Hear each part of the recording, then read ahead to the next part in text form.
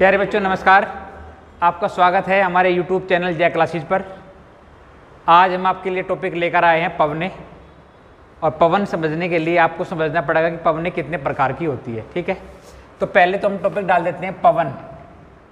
अब सवाल ये पैदा होता है कि पवन है क्या और कहाँ से ये उत्पन्न होती है, पैदा होती है। ठीक है, तो अर्थ के सरफेस पर आपको पता है कि गैसें विद्यमान हैं, गैसें रहती है।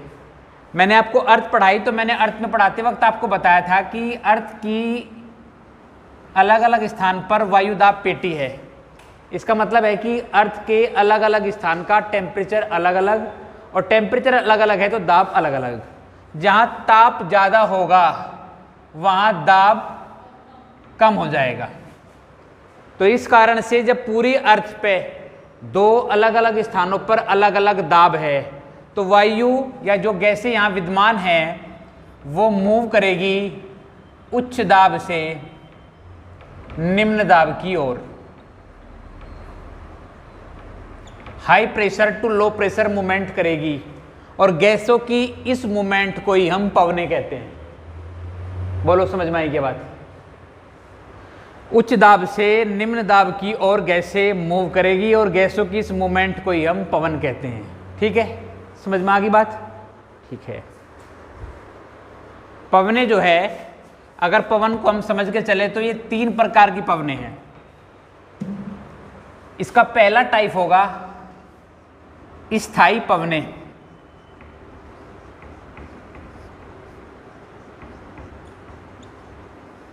इसका दूसरा टाइप होगा अस्थायी पवनें।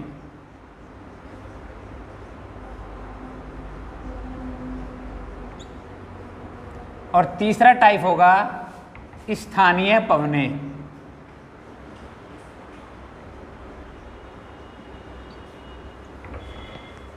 इनके नाम से समझ में आ रहा, एक हो जाएगी स्थायी जो फिक्स हो, दूसरी अस्थायी जो फिक्स ना हो, और स्थानीय एक पर्टिकुलर प्लेस पर चलती हो।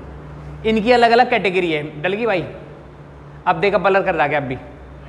ठीक है, डल गया हो तो एक आध मार्कर दे दे, इस मार्कर की डार्कनेस ठीक से नजर नहीं आ रही।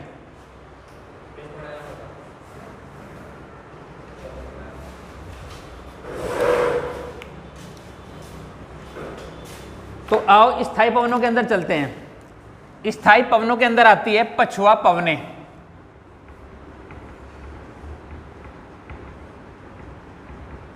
इन्हीं के अंदर आती है व्यापारिक पवनें। व्यापारिक पवनें अथवा पूर्वा भी बोलते हैं इनको। इसी के अंदर आती है ध्रुवीय पवनें।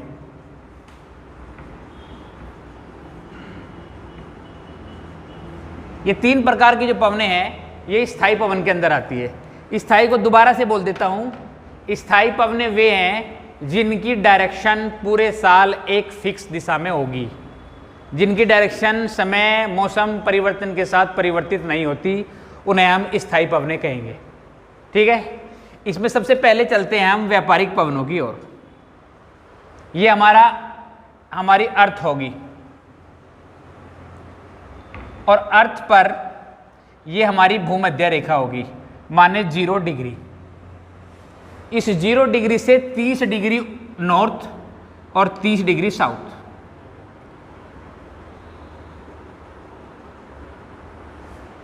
ठीक है, इस क्षेत्र में व्यापारिक पवनें चलेगी। अब व्यापारिक पवनों की डायरेक्शन समझिए आप कैसी होगी। व्यापारिक पवनें इस तरफ से इस तरफ चलेगी। कारण क्या है मैं अभी स्पष्ट करूंगा। और यहां से इस तरफ चलेगी, माने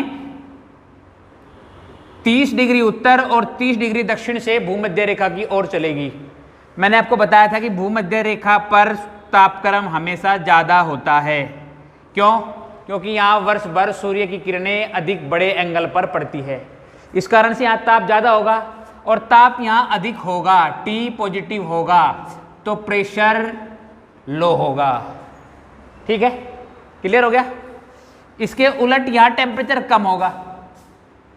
ठीक है, और दाब ज़्यादा। तो इस कारण से हवाएं इस ओर चलेगी। इन पवनों को व्यापारिक पवनें कहते हैं। ये भूमध्य रेखा और इसके आसपास के क्षेत्र में वर्षा कराने में सहायक है। ठीक है, ध्यान रखना, अधिक वर्षा उत्तरी गोलार्ध में होगी इनकी सहायता से।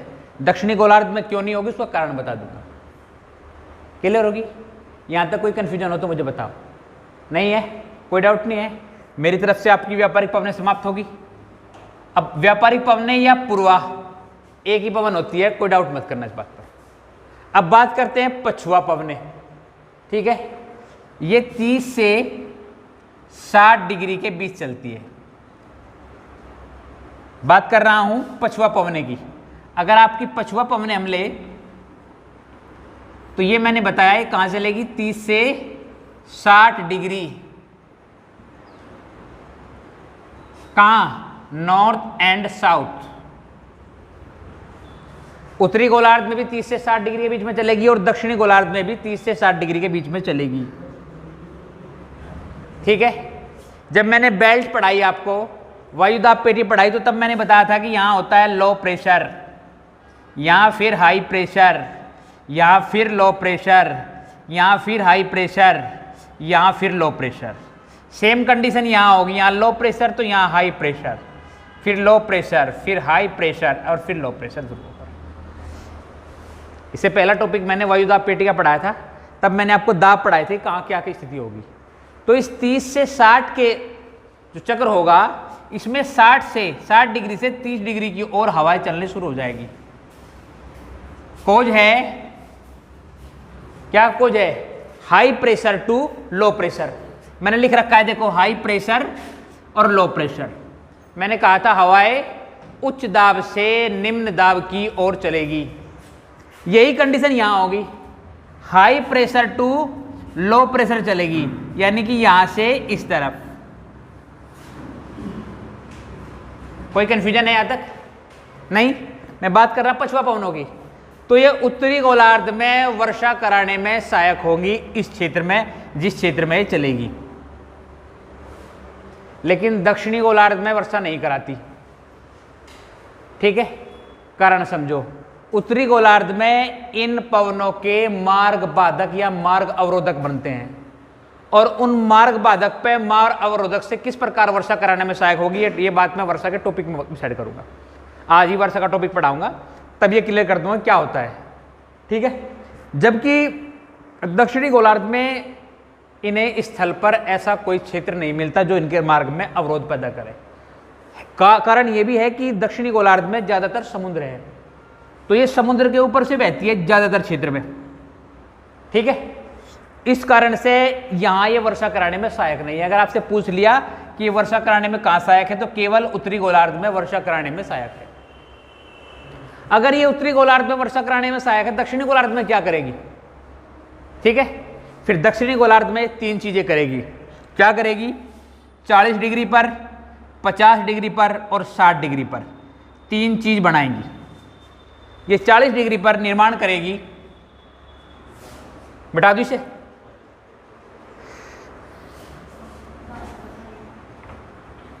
बिल्कुल ठीक। अब मेरे लिए बोर्ड का ये सारे टॉपिक मिटाना बड़ा मुश्किल हो जाएगा। चलो यहाँ से मैंने पछुआ इनकी बात कर ली और पछुआ पवनें भी समाप्ति होगी। ठीक है, अब पछुआ पवनें करेगी क्या 40 डिग्री पर दक्षिणी गोलार्ध में?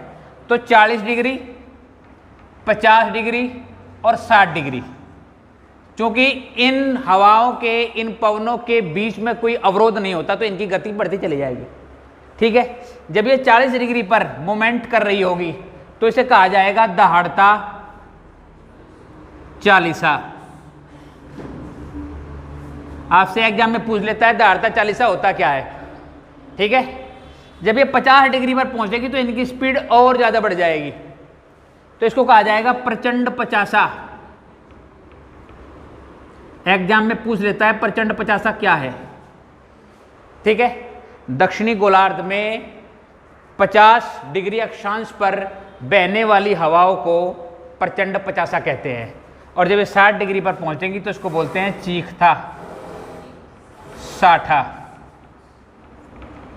ये यहां आई। कल कुछ लोगों को जाते जाते मैंने बताया था, तो हो सकता है कोई कन्फ्यूजन हो, उस कन्फ्यूजन को दूर करना, ये दक्षिणी गोलार्ध में ही चलेगी। खोज मैंने बताया कि इन पवनों के रास्ते में कोई अवरोध नहीं होता। जब कोई अवरोध नहीं होता तो इनकी स्पीड निरंतर बढ़ती जाती है। ये स्पीड जल पर, स्थल पर घर्षण के कारण एक ध्वनि पैदा करती है। उस ध्वनि के आधार पर ही इनके नाम रखे गए हैं दहाड़ता 40, प्रचंड 50 और चीखता 60। बोलो, कोई कन्फ्यूजन है क्या? कोई कन्फ्यूजन नहीं है? चलिए, अब स्थायी पवनों का तीसरा पार्ट रह गया और तीसरे भाग में स्थायी पवनों की दी गई है ध्रुवीय पवनें। ठीक है, ध्रुवीय पवनें साफ नजर आ रहा, कहाँ चलेगी? यहाँ चलेगी। माने क्या? 60 से 90 डिग्री अक्षांश, दोनों गोलार्ध में 60 से 90 डिग्री अक्षांश। क्या पता चल रहा? ध्रुवीय पवनें हैं। कैसा नेचर होगा इनका? ये ठंडी होगी या गर्म? ठीक है, तो ये ठंडी पवनें होंगी। जब यहाँ मैंने बताया था हाई प्रेशर है और ये भी, यहाँ भी हाई प्रेशर है, तो यहाँ से अंदर की ओर चलेगी और होगा क्या? उपध्रुवीय क्षेत्र, माने इस क्षेत्र का, इसे बोलते हैं उपध्रुवीय, और ये भी क्षेत्र उपध्रुवीय है। उपध्रुवीय क्षेत्र का ताप कम करती है, ताप कम करती है। बोलो, स्थायी पवनों में कोई समस्या हो, कोई कंफ्यूजन हो तो मेरे से पूछ लो, मैं क्लियर कर लूंगा। कोई डाउट नहीं है? स्थायी पवनों का टॉपिक खत्म हो गया। पवन समझ में आई कौन कौन सी क्या थी? आगे बढ़ते हैं। अब अस्थायी पवनों की ओर चलेंगे। स्थायी पवनों की क्या विशेषता थी? मैंने क्या बताया स्थायी पवनों के बारे में? ठीक है, हाँ चल रही है। अब सही, अब सही चल रही। अब बात करते हैं अस्थायी पवनों की। जैसे स्थायी पवनों के कुछ पार्ट थे, तो अस्थायी पवनों के भी पार्ट है। एक होता है समुद्री समीर, सी ब्रीज।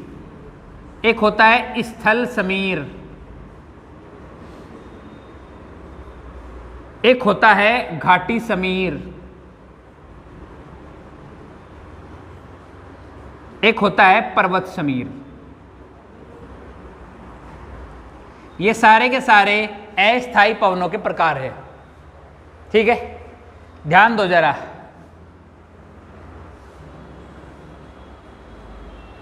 ये हमारा स्थल क्षेत्र है और ये जल क्षेत्र है।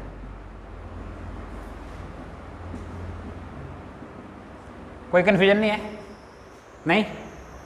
यहां सनलाइट इफेक्ट कर रही, सूर्य का प्रकाश दोनों जगह पड़ रहा, तो जो स्थल होगा वो जल की तुलना में जल्दी और ज्यादा गर्म हो जाएगा। कोई डाउट तो नहीं है? यानी ये क्षेत्र हो गया गर्म, यानी इसका टेम्परेचर हो गया पॉजिटिव, इसका टेम्परेचर इसकी तुलना में लो रहेगा। जब यहां ताप बढ़ेगा तो प्रेशर कैसा हो जाएगा? प्रेशर लो हो जाएगा। तो यानी कि P निगेटिव लिख दूं। समय कैसा चल रहा है? दिन का समय चल रहा है, क्योंकि सूर्य तो दिन में निकला है ना, या किसी की छत पर रात को भी निकल जा। ठीक है, तो दिन का समय चल रहा है, तो ये हिस्सा ज्यादा गर्म हो गया तो लो प्रेशर, ये हिस्सा कम गर्म तो हाई प्रेशर।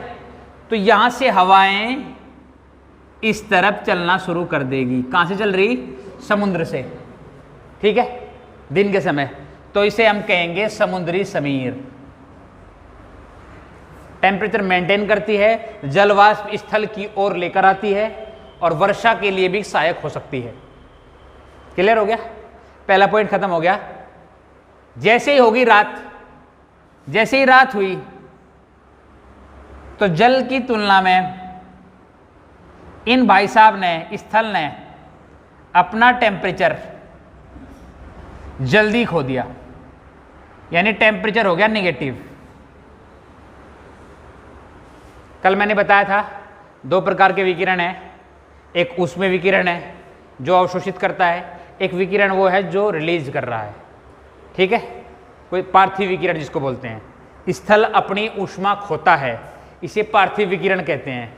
तो ये भाग पार्थिव विकिरण के कारण भूभाग जल्दी ही अपने टेम्परेचर को खो देता है। ठीक है, और ये भाग अपना टेम्परेचर बनाए रखता है। ठीक है, तो हुआ क्या? या टेम्परेचर लो तो प्रेशर हाई हो गया, समय चल रहा है रात का, ध्यान दीजिएगा, ठीक है। यहां प्रेशर हाई, यहां प्रेशर लो, तो हवाएं किस तरफ जाएगी, high pressure to low pressure, तो हवाएं बहेगी इस तरफ, और इसे कहेंगे हम स्थल समीर। बोलो समझ में आई क्या, कोई कंफ्यूजन नहीं यहाँ तक? Very good. तीसरा पॉइंट है अस्थायी पवनों का, तीसरा पॉइंट। स्थायी पवनें मिटा दूं यहां से, क्योंकि इससे तो मेरा काम खत्म हो गया स्थायी पवनों का, अस्थायी पवनों के पॉइंट चल रहे। अब ध्यान दो, ये पर्वत क्षेत्र है, ये फिर पर्वत क्षेत्र है, और इन पर्वतों के बीच में ये घाटी है। कोई डाउट है? नहीं। इस घाटी में इनकी तुलना में मॉइस्चर ज़्यादा होगा, नमी, प्लस में कहीं वर्षा का पानी भी भरा होगा। जब सूर्य का ताप यहां पड़ेगा तो यहां से ये वाष्पोत्सर्जन और हवाएं पर्वत के सारे सारे ऐसे ऊपर जाएगी।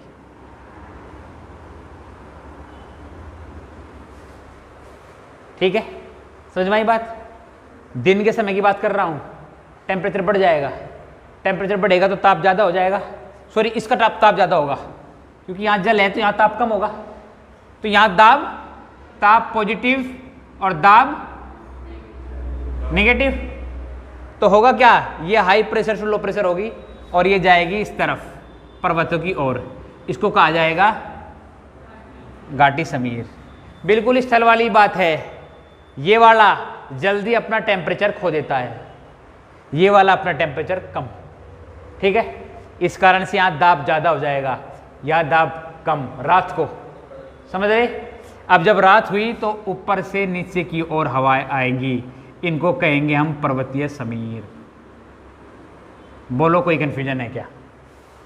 जब वर्षा का टॉपिक पढ़ाऊंगा तो उसमें ये टॉपिक काम आएगा, एक प्रकार की वर्षा कराने में सहायक है, ठीक है। तो इसका मतलब है कि अस्थायी पवनें भी आपकी होगी। अस्थायी पवनों में कोई समस्या हो तो बता दो, बता दूं, ठीक है। तो पवन का दूसरा पार्ट भी मैंने अस्थायी पवनें भी यहाँ से खत्म कर दिया आपके लिए। अब आ गया तीसरा पार्ट, यानी स्थानीय पवनें। तीसरा पार्ट पवन का है स्थानीय पवनें, नाम से नजर आ रहा स्थानीय पवन, ये यानी कि किसी पर्टिकुलर स्थान पर चलती है, ठीक है। तो ये कितने टाइप की होती है? ये होती है ठंडी पवनें, ये होती है गर्म पवनें, ये हो सकती है लू, जो हमारे यहाँ चले, कल कोई पूछ रहा था, उसने कहा था कि स्थायी पवनों के अंदर आए, मैंने कहा स्थायी पवनों के अंदर नहीं आती, क्योंकि इनके डायरेक्शन साल टू साल नहीं चलती, ठीक है। तो लू जो है वो ये स्थानीय होगी, स्थायी ना होके स्थानीय पवन है, एक पर्टिकुलर स्थान पर चलती है। अगर आपकी जानकारी के लिए बता दूं तो उत्तरी भारत प्लस हमारा पड़ोसी, हमारा पक्का पुराना भाई, दो ही जगह चलती है, पाकिस्तान में और उत्तर भारत में लू चलती है, ठीक है। कोज मैंने बताया ठंडी पवनों का ये स्थानीय पवनें हैं, ठीक है, किसी किसी स्थान पर अलग अलग तरीके से चल सकती है। कल कुछ पवनों की मैंने कल भी बात करी थी कि भाई नाम उनके, वे क्षेत्र उनके बताए थे मैंने आपको। एग्जाम एक्सेप्टेड कुछ पवनें हैं, उनकी बात कर लेते हैं। यहाँ तक कोई डाउट है? नहीं है। जिन क्षेत्रों में एक पर्टिकुलर क्षेत्र में पर्टिकुलर समय में ठंडी पवनें चलेगी उन्हें ठंडी पवन कहेंगे, और जो शुष्क होगी अपने साथ कोई मॉइस्चर ना लेकर चलेगी उन्हें गर्म पवनें कहेंगे। ध्यान रखना, गर्म पवनों के संपर्क में अगर जल आ गया, वाटर आ गया, तो तुरंत मॉइस्चर ऑब्जर्व कर लेगी। इनकी कोई क्षमता नहीं होती, ये कोई जल का अवशोषण नहीं करती। ध्यान रखना, ये बात एक समझने की बात है तुम्हें। ठंडी पवनें जल का अवशोषण नहीं करती, लेकिन गर्म पवनें अगर जल के संपर्क में आई तो तुरंत जल को अवशोषित कर लेगी और वर्षा कराने में सहायक होगी। ठीक है, क्लियर हो गया। कल मैंने बात करी थी, एक हवा है सिराको पवन। कल मैंने इसकी बात करी थी कि सिराको पवन है। कल मैंने बताया था कि वो अफ्रीका महाद्वीप में चलती है और खासकर सारा और थार के मरुस्थल में चलती है। ठीक है, अगर हम मैप के आधार पर चले तो हम अफ्रीका का वो हिस्सा बना लेते हैं जिस हिस्से में सारा मरुस्थल है, हम ये वाला हिस्सा बना लेते हैं। इसमें सारा डेजर्ट है, वायु का नाम है सिराको। ठीक है, ये यूरोप, और यूरोप में यहां कहीं एक देश है और यहां एक पर्वत है, और ये देश है इटली। ठीक है, इस सारा डेजर्ट में जब अत्यधिक दाब कम हो जाता है, ताप बढ़ जाता है, तो ताप बढ़ने से, दाब कम होने से एक बवंडर बनेगा, और उस बवंडर के बनने से वायु हर दिशा में प्रयास करेगी जाने का। ठीक है, कोई कंफ्यूजन नहीं। तो यहां से वायु इस तरफ मूवमेंट करेगी, लेकिन कैसी वायु है? अपने साथ सारा डेजर्ट की डस्ट लपेटे हुए है। तेज चलने वाली हवाएं हैं, इनके साथ सारा डेजर्ट की, रेगिस्तान की धूल इनके साथ चलती है। ठीक है, और ये आपका हो गया भूमध्य सागर। ये भूमध्य सागर के ऊपर से जाएगी, क्योंकि ये गर्म हवाएं हैं, इस वजह से जब ये भूमध्य सागर के ऊपर से गुजरेगी तो क्या करेगी? जलवाष्प को, वाटर वेपर को अवशोषित कर लेगी, और ये वाटर वेपर अवशोषित करके पहुंचेगी इटली। इटली में कौन सा पर्वत है? यूराल। ठीक है, जिसे इटली का हिमालय कहते हैं। तो इससे टकरावेगी ये। ठीक है, और इससे टकरावेगी, इटली के इस क्षेत्र पे वर्षा करने के लिए सहायक होगी। ठीक है, कौन सी? सिराको हवाएं। इन हवाओं का नाम है सिराको। कहां से कहां जा रही? यहां जा रही है। जब ये यहाँ वर्षा कराएगी तो इटली में बड़ी मात्रा में अंगूर की खेती होती है। जैसे हमारे यहाँ की गन्ना, चावल, गेहूं प्रमुख फसल है, तो इटली की प्रमुख फसल है अंगूर। तो ये सिराको इस वाटर वेपर के साथ यहाँ वर्षा कराती है, और अपने साथ रखती है कौन सी? सहारा के मरुस्थल की डस्ट। और ये सहारा के मरुस्थल की डस्ट डाल देती है इटली में। जैसे ये अंगूर की फसलों पर डलती है, अंगूर की फसल हो जाती है बर्बाद। ठीक है, दूसरा, इनका रंग होता है लाल। इस कारण से इनको ब्लड रेन या खूनी वर्षा कहते हैं। एक्सेप्टेड सवाल है, जानबूझ के मैंने ये आपके सामने रखा। ठीक है, मैंने डिस्कस कर ली थी सारी कल, लेकिन ये मैंने इसलिए डिस्कस करी क्योंकि मैंने ये डिस्कस नहीं करा था कल खूनी वर्षा, और इतनी लंबी राम कहानी मुझे खूनी वर्षा के लिए बतानी पड़ी आपको। ठीक है, तो इटली के लिए हानिकारक है। फैक्ट है कि उनकी फसल बर्बाद कर देती है, खेतीबाड़ी खराब कर देती है, और इसका रंग लाल होने के कारण इसको खूनी वर्षा कहते हैं। ठीक है, ये जो हिस्सा है अफ्रीकी महाद्वीप का, इस हिस्से पर, इस क्षेत्र में अत्यधिक ताप बढ़ने से उमस बढ़ती है। ठीक है, और उमस बढ़ने से यहाँ एक चिपचिपा मौसम हो जाता है। ठीक है, जैसे हमारे यहाँ बारिश के सीजन से पहले हो जाता है। आप देख रहे कि कूलर भी काम नहीं करते, कूलर चलते चलते भी क्या पसीने नहीं सूख रहे। ठीक है, तो वो ऐसा होने के कारण यहाँ क्या होगा, इस क्षेत्र में बीमारी फैल जाएगी। ठीक है, डिहाइड्रेशन हो जाएगा लोगों को, शरीर में पानी की कमी हो जाएगी, और लोग बीमार हो जाएंगे।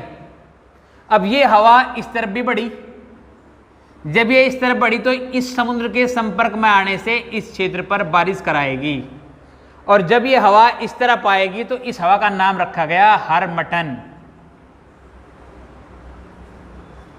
हरमटन। ठीक है, और जब ये हरमटन हवा आके इस क्षेत्र पर बारिश कराएगी तो यहाँ जो भी बीमारी का प्रभाव था उसे कम कर देगी या लगभग समाप्त कर देगी। ठीक है, इस कारण से इस हरमटन को डॉक्टर बोलते हैं। ठीक है, डॉक्टर पवन आपसे पूछ सकता है कि डॉक्टर पवन किसे बोलते हैं, तो वो बोलते हैं हरमटन को। ठीक है, कोई कन्फ्यूजन नहीं है, समझ में आ रही बात? ठीक है, अब तीसरी अपनी आ जाते हैं, अपनी हमारी अपनी।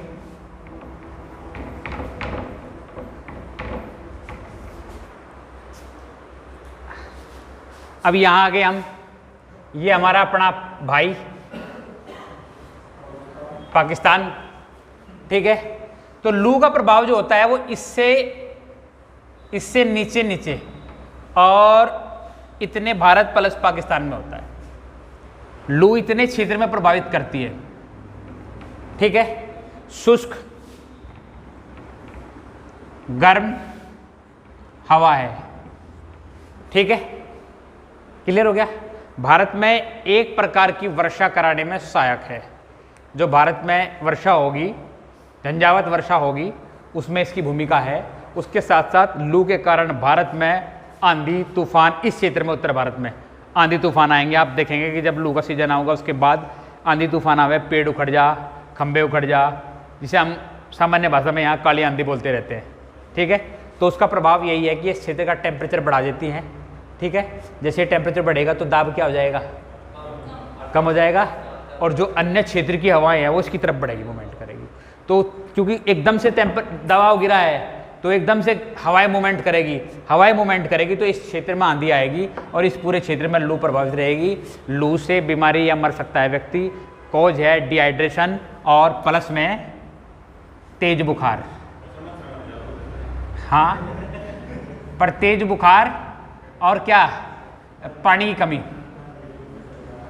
पानी की अति कमी, शरीर में पानी की अति कमी हो जाएगी और तेज बुखार हो जाएगा। दो प्रकार के कारण जो है लू प्रभावित करती है। ठीक है, तो मैंने लगभग सभी हवाएं आपसे डिस्कस कर ली। यहाँ तक कोई कन्फ्यूजन हो तो मुझे बताओ। यहाँ तक कोई कन्फ्यूजन नहीं है? ठीक है, आगे बढ़ूँ। अब मैं आपसे बात करता हूँ आज वृष्टि की। देखना जरा, अब फिर वो ब्लर हो गया क्या? ठीक है, वृष्टि पहले देखो, वृष्टि है क्या? वृष्टि वायुमंडल में विद्यमान जल वाष्प, वाटर वेपर, किसी भी तरीके से अगर पृथ्वी पर गिरता है तो इस घटना को हम वृष्टि बोलते हैं। ठीक है, वायुमंडल में विद्यमान वाटर वेपर अगर किसी भी तरह से पृथ्वी पर गिर जाए किसी भी माध्यम से तो इस घटना को हम वृष्टि बोलते हैं। और वृष्टि तीन प्रकार की होती है। पहला है वर्षा, ठीक है, दूसरा है ओलावृष्टि,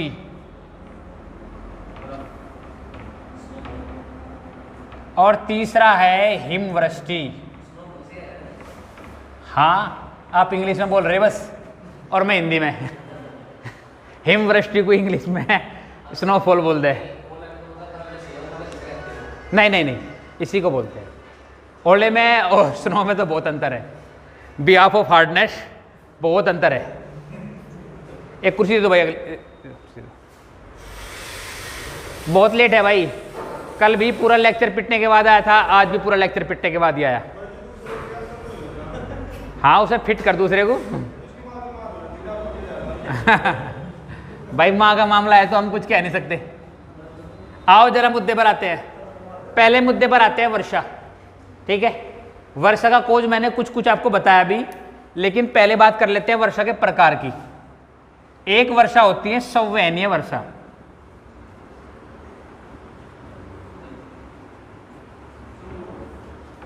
पहली वर्षा है संवहनीय वर्षा, दूसरी वर्षा है पर्वतीय वर्षा, और तीसरी वर्षा है चक्रवाती वर्षा।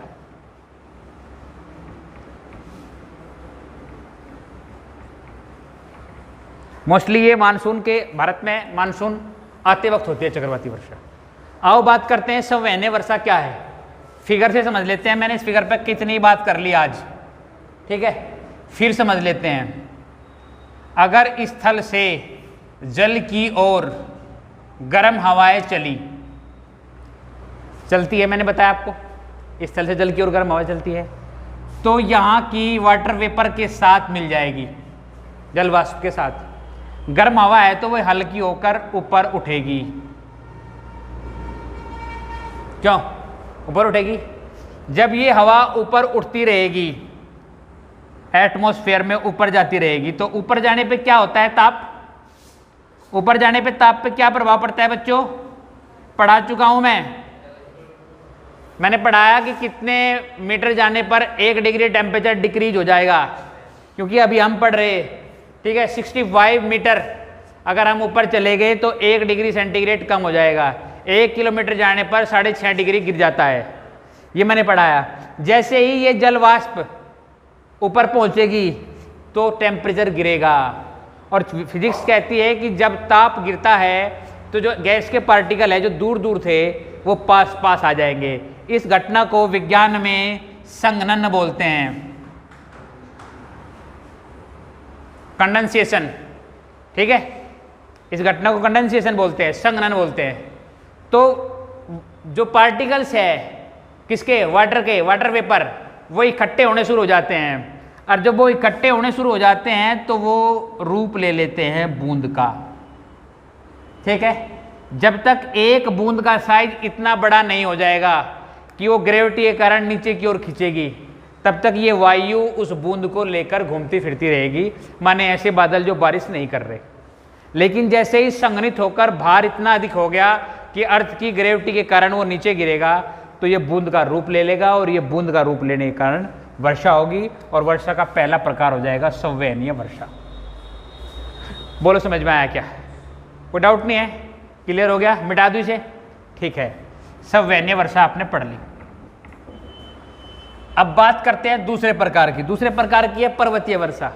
आज ही मैंने आपको टॉपिक पढ़ाया और दिखाया कि ये एक पर्वत, ये घाटी, और ये फिर पर्वत। ठीक है, इस घाटी में कहीं पानी भरा है और दूसरा क्या है, आर्द्रता अधिक है, नमी अधिक है। जब ताप पड़ेगा तो यहाँ से जो हवा पर्वत के साथ साथ ऊपर उठेगी, ये अपने साथ लेकर जाएगी क्या, वाटर वेपर लेकर जाएगी, जलवाष्प लेकर जाएगी। और जब ये हाइट पर जाएगी, ऊपर पर्वत के ऊपर चली जाएगी, तो फिर वही होगा, टेम्परेचर लो हो जाएगा। टेम्परेचर लो हो जाएगा तो संघनन बढ़ जाएगा। देखो जरा कैमरे में यहाँ तक आ रहा क्या? आ रहा? इससे इधर कुछ करूँ तो हो जाएगा? ओके, ठीक है, थोड़ा मिटा के कर देता हूँ। मैंने बोला ये एक पर्वतीय क्षेत्र, ये बीच में घाटी, फिर पर्वतीय क्षेत्र, और ये इधर का क्षेत्र हो गया अलग। अब पूरा आ गया ना? ठीक है, तो मैंने बताया कि यहाँ से जलवाष्प ऊपर उठेगी, जैसे ही यहाँ पहुँचेगी टेम्परेचर लो हो जाएगा और जलवाष्प का संघनन हो जाएगा। माने जो वाटर वेपर थे, जो पानी के पार्टिकल्स थे जो दूर दूर थे, वो पास पास आ जाएंगे, और संघनन होने से बूंद का रूप ले लेगा। और बूंद का रूप ले लेगा तो इस क्षेत्र पे, यहाँ ऊपर पहाड़ों पर, और इस क्षेत्र पर, नमस्ते भाई, यहाँ बारिश होगी। ठीक है, इसको हमने बोला है पर्वतीय वर्षा। क्लियर हो गया? कोई कन्फ्यूजन नहीं यहाँ तक? जैसे ही हवा अब इस तरफ उतरेगी, जो वाटर वेपर अपने साथ जलवाष्प लेकर नीचे उतरेगी, और नीचे उतरेगी तो फिर क्या हो जाएगा, उसका ताप बढ़ जाएगा। बढ़ जाएगा तो यहाँ बारिश होगी? नहीं होगी। क्लियर हो गया? तो इसको बोलते हैं वृष्टि छाया। आपसे एग्जाम में पूछ सकता है वृष्टि छाया क्षेत्र किसे कहते हैं? बताओ, कोई डाउट हो तो बता दो मुझे, ना समझ में आया तो बता दो। ठीक है, क्लियर हो गया? ठीक है, अब वर्षा का तीसरा और चक्रवात। चक्रवातीय वर्षा जब उच्च दाब और निम्न दाब की दो हवाएं एक दूसरे से टकराएगी। ठीक है, तो उच्च दाब वाली वर्षा की स्पीड होगी ज़्यादा, और निम्न दाब वाली वर्षा अपने साथ लेकर आएगी वाटर वेपर। तो उन दोनों के टकराने से वहाँ आंधी तूफान की स्थिति बनेगी, चक्रवात बनेंगे, और भारी वर्षा होने की संभावना बनी रहेगी। ये कारण है तीसरा आपका हो गया चक्रवात। ठीक है, तो समझ लो कि वर्षा और वर्षा के सारे प्रकार तुम्हारी समझ में आ गए। कोई डाउट नहीं है? कोई डाउट हो तो बता दो, मिटा देता हूँ। हाँ पूछो। हाँ हाँ, मैंने क्या बताया आपसे? मैंने शुष्क बोल ली, आपने गर्म बोल ली, और शुष्क गर्म वही मैं पहले बोल चुका हूं। मानसूनी वर्षा है फिलहाल। हाँ हाँ, क्या बोल रहे? हाँ बता दी सर, चलिए बता। हाँ बोल भाई। किसके? जब टकरावगी, जब टकरावगी स्थिति बनेगी, प्रारंभ में बाहर रहेगी, बाद में अंदर चली जाएगी उसके अंदर, चक्रवात बनाने के लिए प्रारंभ से घेरेगी चारों तरफ से। ठीक है, फिर संघनन होगा, और जिसमें चक्रवात बनेगा तो पार्टिकल्स टूट कर अलग हो जाएंगे, फिर वो अंदर चली जाएगी। ठीक है, आगे बढ़े। अब बात करते हैं ओलावृष्टि की। ठीक है, ओलावृष्टि में क्या होगा कि ये बादल है, ये अपने साथ वाटर वेपर ले रहे, ठीक है। और यहाँ से इन बादलों के नीचे से आपके धरातल के आसपास नहीं, धरातल से बहुत ऊपर ऊंचाई पर एक हवा बह रही। ध्यान दो, अब फोकस करो, यहाँ पड़ोसी वही रहेगा। ये बादल है, जलवाष्प है यहाँ, और इन जलवाष्प के नीचे से धरातल से बहुत ऊपर एक बहुत ठंडी, बेहद ठंडी हवा बह रही। और जैसे ही संघनन हुआ तो ये बूंद बनी, और ये बूंद बन के इस ठंडी हवा से बही। क्योंकि बहुत ठंडी हवा थी तो तुरंत ही इसने इस बूंद को फ्रीज कर दिया। ये जम गई बूंद। कोई दिक्कत है यहाँ तक? नहीं है, ठीक है। जैसे इसे पार करी तो इसका सामना हो गया एयर करंट से। नीचे से बहने वाली हवा है जो ऊपर की ओर बह रही तेजी के साथ इस प्रक्रिया में, ठीक है। क्लियर हो गया?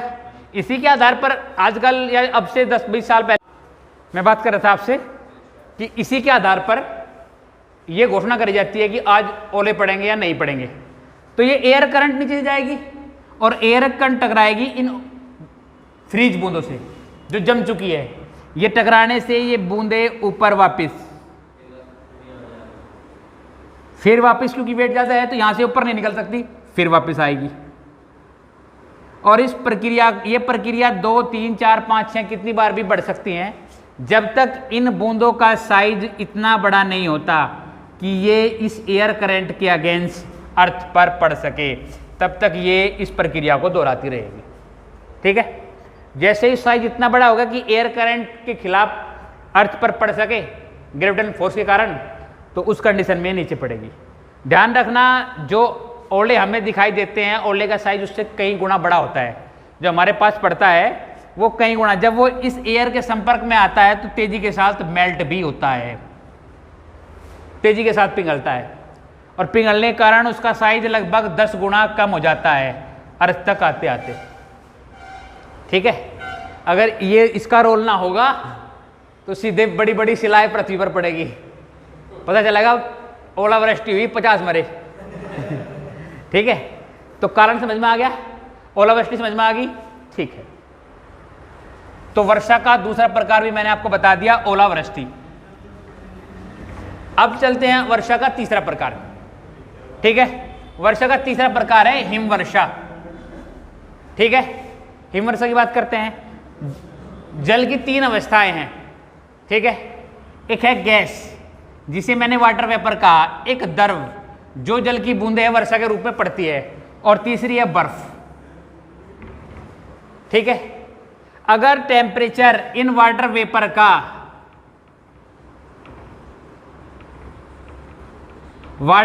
टेम्परेचर बहुत तेजी के साथ इतना हो जाए कि ये द्रव बनने की बजाय डायरेक्टली बर्फ बन जाए, तो हिमपात होगा, हिमवृष्टि होगी, डायरेक्ट बर्फ पड़ेगी, ठीक है। और ऐसा होने के लिए हाइट चाहिएगी ज़्यादा, क्योंकि हाइट पर ही ताप कम होता है, ठीक है। इस कारण से ही हिमवृष्टि उन्हीं क्षेत्रों पड़ती है जहाँ पहाड़ी है, जो धरातल से कुछ ऊंचाई पर रहेंगे, वहाँ टेम्परेचर -10 डिग्री सेंटीग्रेड तक मिल जाता है अचानक। जैसे ही -10 डिग्री मिलेगा तो ये वाटर वेपर, जल वाष्प सीधी बर्फ बनेगी, और बर्फ बनेगी तो ध्यान रखना कि बर्फ बनी, लेकिन बर्फ को, जैसे मैंने पिछले ओलावृष्टि में आपको दिखाया था कि बर्फ संघनित होती रही, बर्फ इकट्ठी होती रही, वो रूप नहीं होता। अगर एक वाटर वेपर, एक जल वाष्प को की हिमवृष्टि होगी तो वही जल वाष्प नीचे आ जाएगी तुरंत ही बर्फ बन के, और बहुत बारीक बारीक लेयर की वर्षा होती है, इतनी हल्की होती है कि जैसे रुई, समझ रहे। पार्टिकल संघनित नहीं हो पाते, पार्टिकल ठोस, अति ठोस का रूप नहीं ले पाते, और सीधी जो है ये जलवाष्प धरातल पर पड़ती है, और इसे कहते हैं हिमवृष्टि। तो वृष्टि के सारे टॉपिक मैंने आपके क्लियर कर दिए। कोई कन्फ्यूजन हो, यहाँ तक कोई बात समझ में ना आई तो बताओ मुझे, ठीक है, कोई दिक्कत नहीं है। तो आज मैंने आपसे बात करी पवन की और वृष्टि की, इसके बाद कल आगे बढ़ेंगे। आपने हमारा वीडियो बहुत ध्यान से देखा, उसके लिए बहुत बहुत धन्यवाद। Thank you very much.